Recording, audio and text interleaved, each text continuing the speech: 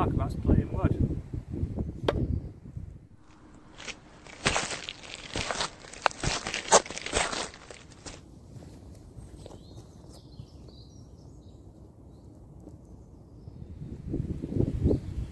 So we've got this small little log here that we're going to need to process down.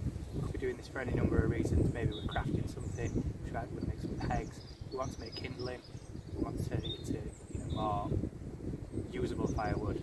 There's a couple of ways that we can do this. We can split this in one of two ways, either radially, straight across its pith, or across its tangent. Because of the diameter of the wood, it's only a couple of inches, as you can see. We're not going to need to use anything as heavy duty as the axe, so we're going to use a fixed blade knife first, and we're going to process this going straight across the pith. In this case, the pith's fairly central, so we've looked out. So we're going to place the knife, the beveled edge of the knife across the pith, and using our mallet, we're just going to firmly strike the spine of that knife. What's going to happen as we continue to strike this, because we can't always hit it across the spine, once it's embedded deep enough into the wood, we're going to have to hit towards the tip. What's going to want to happen is the tip wants to tilt down towards the ground. What we need to endeavour happens is that the tip and the handle stay pretty parallel with our chopping block. So we need to control that with our hand, applying a little bit of force in there. I'm just going to keep going.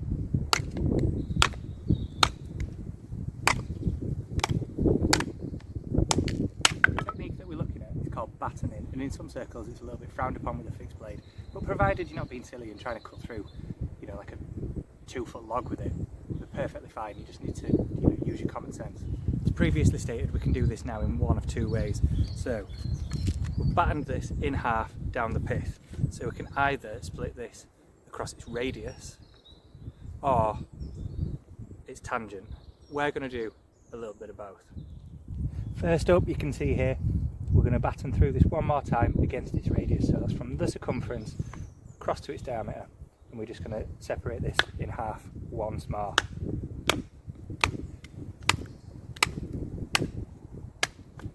Repeat that process again and again, depending on what we were wanting to process this wood for. This is going to be kindling for firewood, so this could maybe be slightly thinner, so we could repeat that maybe once, twice more. Split wood's always going to burn easier, especially if we want to get this fire going.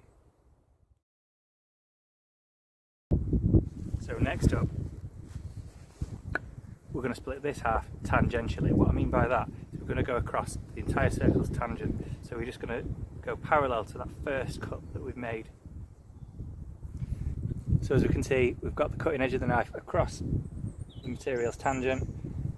Again, we're going to try and keep the tip and the handle at level with one another, and we're just going to strike that spine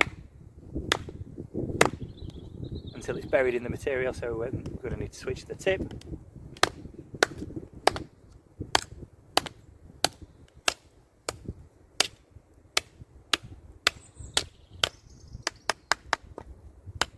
This kind of cut's not always going to be great for firewood, but if we're thinking a little bit further forward, wanting to make utensils, maybe a spatula or even a spoon, this kind of cut is going to be fantastic. What we're left with after tangentially processing this is like a small plank, really. That can really easily now be turned into a spatula. It's even got that nice little curve to it, quite naturally following that grain. We could turn this into a spoon. It probably wants to be a little bit deeper, but hey ho. So now for something slightly larger. Realistically, the knife probably would go through this, but for demonstration purposes, we're going to look at a billhook. This is the billhook I like to carry. It's a slightly more modern design compared to your more traditional cast iron ones. It's made by the same manufacturer as the axe that I carry. What I like about these is they're really, really lightweight, so you don't really even notice it in your pack. So just like that radial cut with the knife, we're going to place the cutting edge of the billhook across there, across its radius, and just give it a good wallop with the mallet. Now I know what you're thinking, John, you could blatantly do that with the axe, and you're right, you could, and I often do. However, it's a little bit safer, isn't it? Nobody's swinging anything, there's a lot less margin for error, especially when you're out here on your own.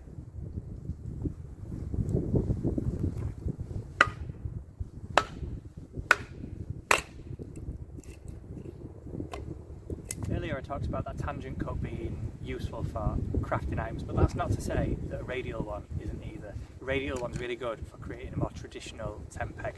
Now this given is birch, traditionally they're more made out of ash, but we're going to give it a go anyway.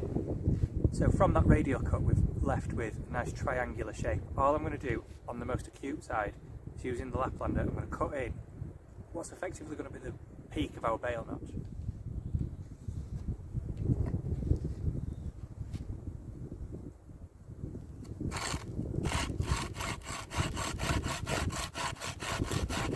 All I'm going to do now using the knife is we're just going to remove some of this material up to the apex of that cut there, again creating that nice bail notch. So there we are. This should start to look a little bit more familiar soon. So now we are going to use the axe to create the point of this. So we're going to just remove again more of this material, starting maybe an inch away from the belly there, carving down towards a point. Remember, the axe is always going to go at 90 to your chopping block. You're going to manoeuvre the material, not the axe.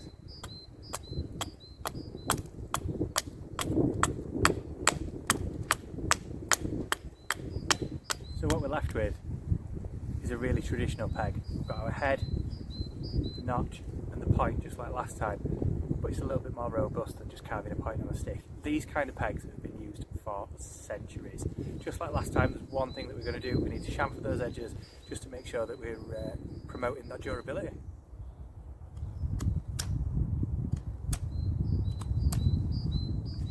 Just comparably, you can really see the difference in the design in these and how this is going to last a lot longer than this. These are fantastic for like just pegging down your tarp if you're there for the day. This kind of thing is going to last you an awful lot longer. So saying that, we're going to use our new traditional peg to stake out our baker's tarp over here, because the peg that was on it is absolutely shot to pieces. So we're going to put a marlin spike hitch over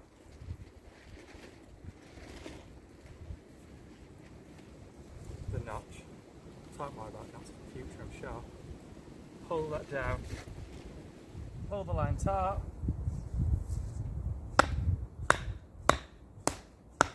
and we're done. Sorry about the lack of content over the past week. Do apologise, I've just been mega busy. As you might have seen, we've released some of the dates for our events. Bushcraft 101's coming back, the one-to-ones are back up and available for booking.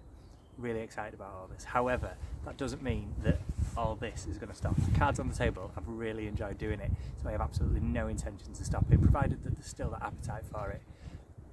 So yeah, got a lot left to come. Until next time, go explore.